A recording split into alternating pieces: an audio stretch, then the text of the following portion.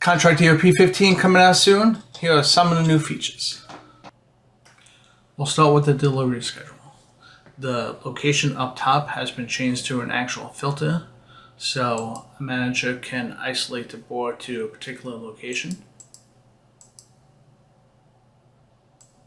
Delivery schedule groups now contain the location code, so they can be set up and managed by location. We also added purchase returns and transfer orders to the delivery schedule. Just like sales orders, they are based on the delivery zone and auto schedules on the release of the orders. Once they're in the board, they're completely integrated, just like sales orders, where you can drag and drop.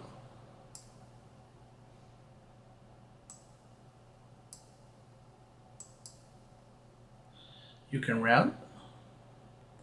You can sequence via Bing if you have the Bing Maps integration. And you can pull up on the map to make adjustments.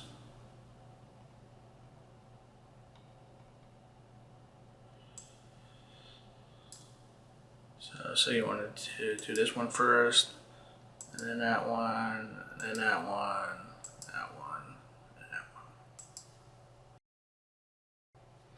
Okay, next is work orders and material services have been added to the component level of sales orders and shop orders. So if I go and add this frame, for example,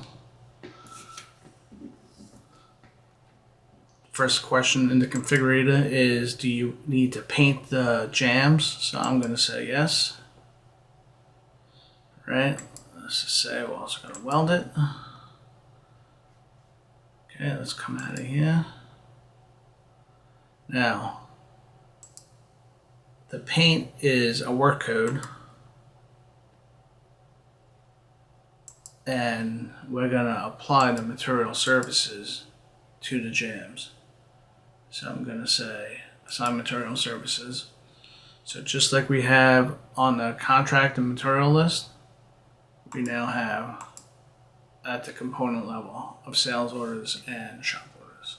We also have it in package sales and sales orders. So now service detail.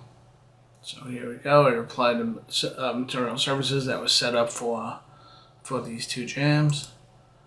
We'll come out here, and you can also create the work order from the worksheet. Let's do a shortcut right here to show. Create the work order right from there.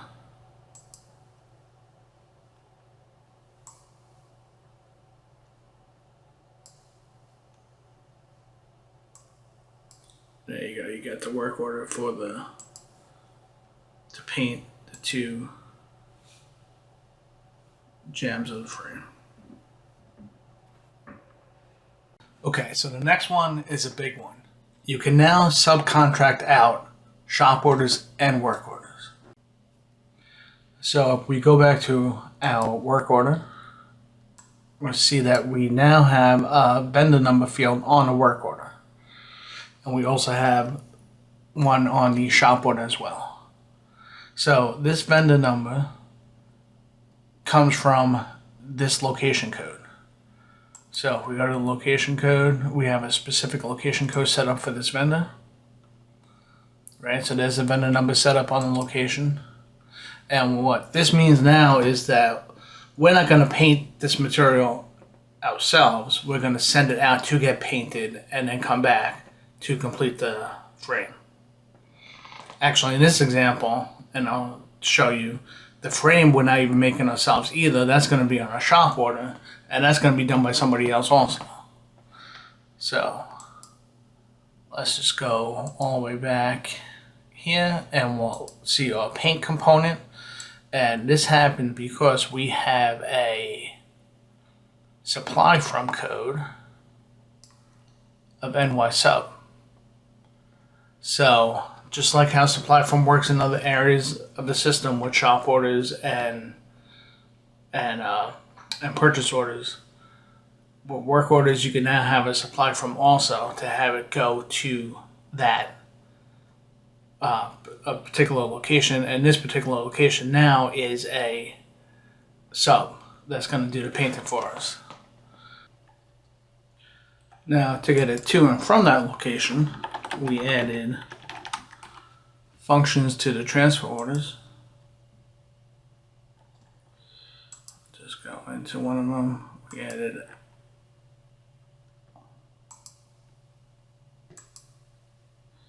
get transfer material services, where you specify whether you go to the work order location or from the work order location. You specify the work order, and material will come in to get transferred.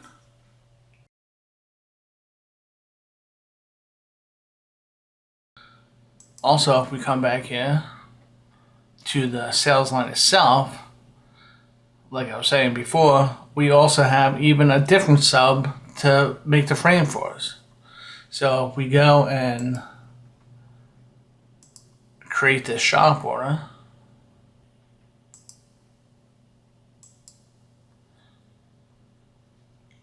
right, we'll see that location is ABC sub. Click on that. This has a vendor number also, ABC sub. Now, when everything goes through and you post the shop orders and you post the work orders, and you go to that posted shop order or work order, I'll go to posted work order.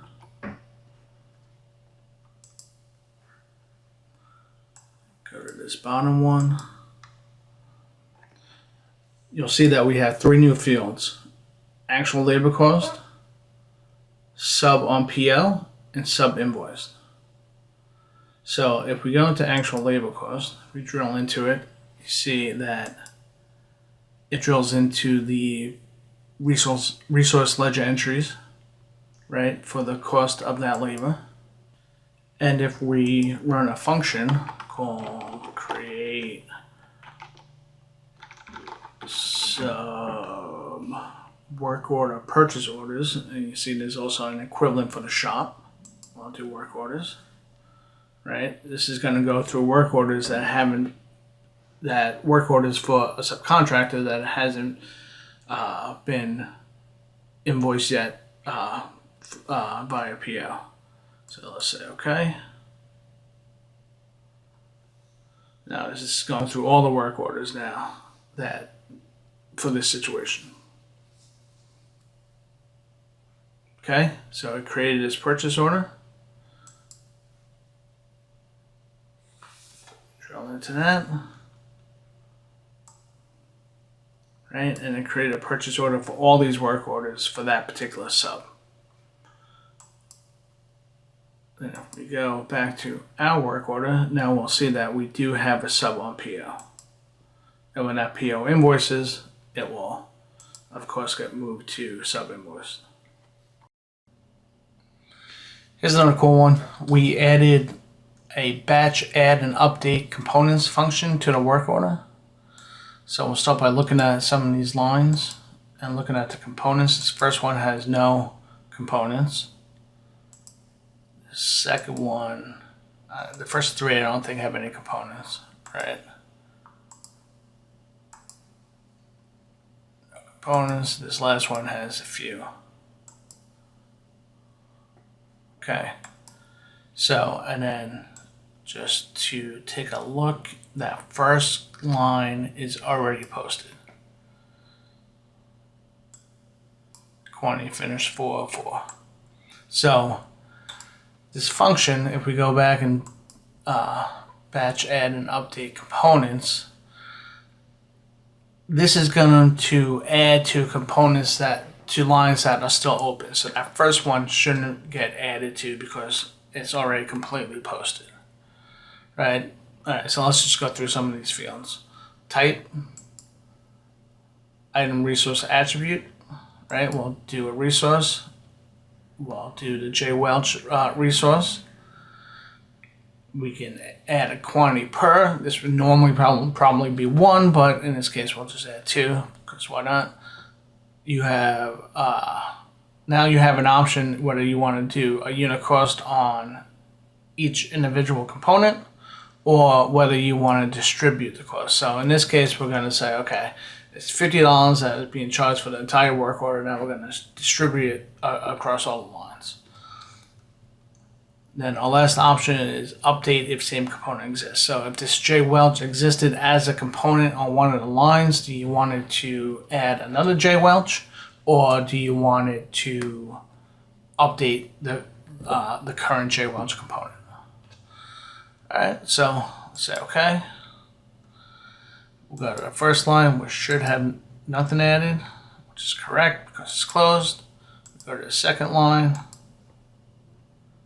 Okay, it added our resource component, right? It added with a unit cost and a total cost, which should be distributed based on that 50, right? Based on also the quantity on the line as well as that quantity of 2 on the component. Components here. There's our cost again. Component with our cost. And then our last line.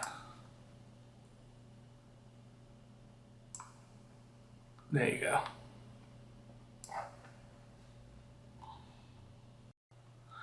All right, next, for those of you that use shop order inventory, we added shop order functionality to shop order inventory, meaning that you can now create these items via a different shop order. So previously, these items could either be pulled from stock or purchased, special ordered. Now they can actually be shop items created on a different shop order. So if we drill into the components,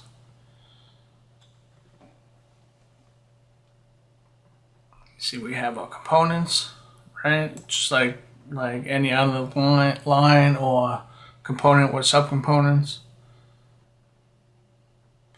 Okay, we have feature configurator functionality.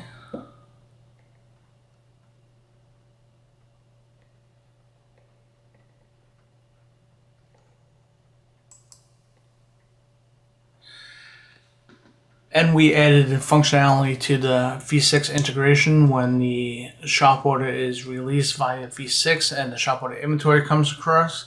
We added functionality to that so that components would come across from V6 as well.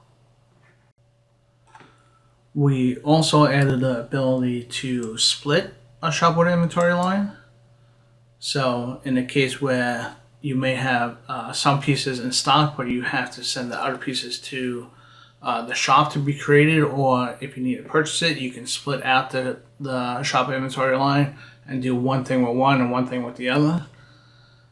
We also added the block item and resource components function, which if you have the line, maybe the line that you just split out that you're going to pull from stock now, blocking the item and resource components will essentially set that shop order inventory line to now be set up to be pulled from stock instead of being created in the shop. Okay, let's end with 2 new WMS improvements. I'm gonna go to the first component on the shop order, right? And I'm going to go to its SKU.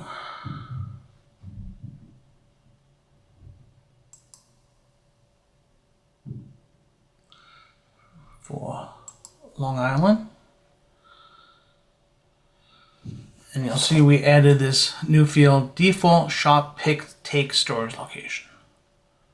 And here we have WD shop. Now we added this field so when, say you have a location that when you go to pick for the shop order, you have a staging location by the shop that you're continuously moving from the default stock location to this staging location for shop.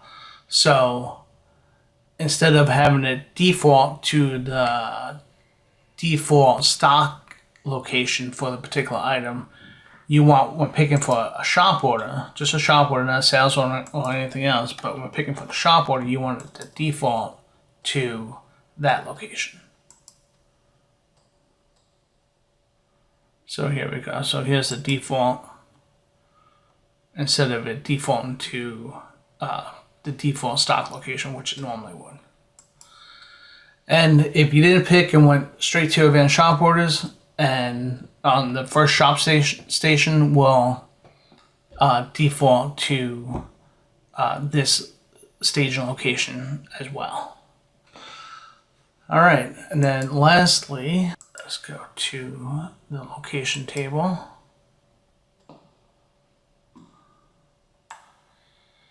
Okay, we added this field.